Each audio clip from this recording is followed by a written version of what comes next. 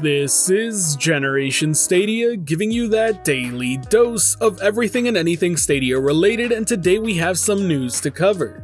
We'll be discussing Rock of Ages 3, the latest Stadia Pro title that has just released. Then we got some bad news about FIFA on Google Stadia, but first let's go over the latest 9 to 5 Google APK insight breaking down the 2.29 Stadia app update. Google has been updating this app very consistently now, and every single time, data miners are finding more and more information in the background about possible features coming to Stadia real soon.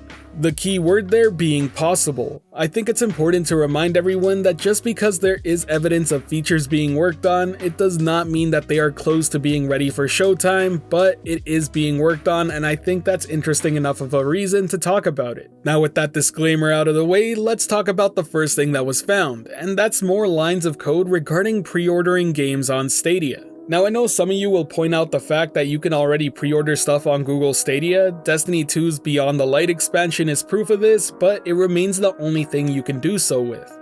There's a really good chance that that's just Google's way of testing the system out, because as you can tell from what was discovered in this APK insight, they're actively working on it. They're adding pre-order buttons, transaction tables, and even a confirmation button for when your pre-order is successful. More importantly though, they're adding the ability to easily cancel your pre-orders, and that's something that's not all too common on most gaming platforms. If any of you have ever tried to refund a pre-order on the PlayStation Network, it's a huge workaround, and most times you're just outright denied. Better yet, in Stadia's case, there's even evidence that you may not be charged till the game is actually released. That's pretty much the ideal pre-order system I would want out of any service, so I really hope they follow through on everything that's being found here. The next feature that's showing progress is a pretty important one, and to this day I'm kinda surprised Stadia decided to launch without it, and that's text messaging. This is something that has been in the works for quite some time, and it's appeared on multiple APK insights. This time around, it's focused on the ability to resend a message when it fails to send, as well as being able to receive notifications for messaging. Both are very basic features, but incredibly important to have. It also seems that Google is implementing the ability to report players based on chat history. So if you're receiving some form of harassment or abuse, you'll be able to send the last 20 messages between you and whoever you're dealing with to Google to be reviewed and dealt with. If you don't want to include your chat messages, you can start a report from the player's profile, and they'll be sure not to include your Stadia name if they end up contacting the other player. Overall, it's cool to see them implementing features to combat online toxicity. It's great to know that text messaging is being worked on though. There have been plenty of times I wished I could just send a message to someone to see if they're down to game, because right now it requires the workaround of using a different app or text messaging service. Speaking of being down to game, the last feature we'll be talking about is an update on online statuses.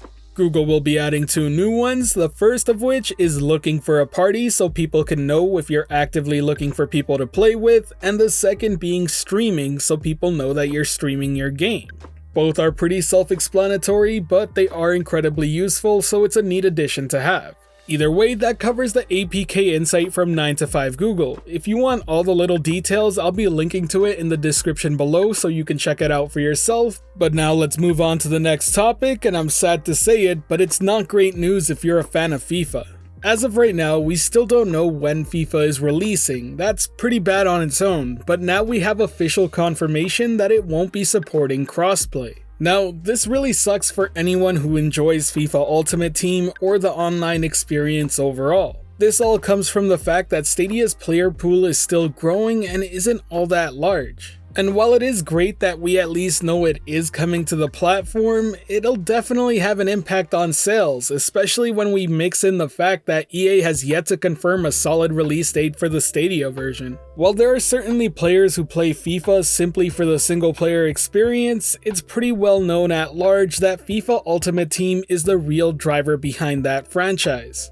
The fact is that I can totally see people opting to pick it up on other platforms simply because it's not launching day and date and due to the limited player pool. In fact, I wouldn't blame them for doing so. I was really hoping that EA's push for crossplay would extend to the FIFA franchise, but it seems like they're more interested in trying to get people to double dip on versions of the game to play with their friends. Either way, rest assured that I'll cover any news and updates regarding FIFA on the channel, as I know it's a pretty big game for many of you out there.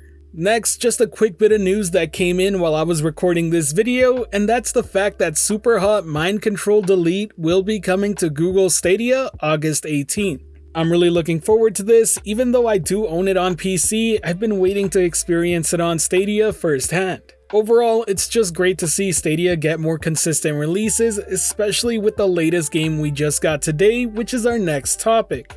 In case you didn't know, Rock of Ages 3 Make and Break is officially released on Stadia and is a part of the Stadia Pro lineup.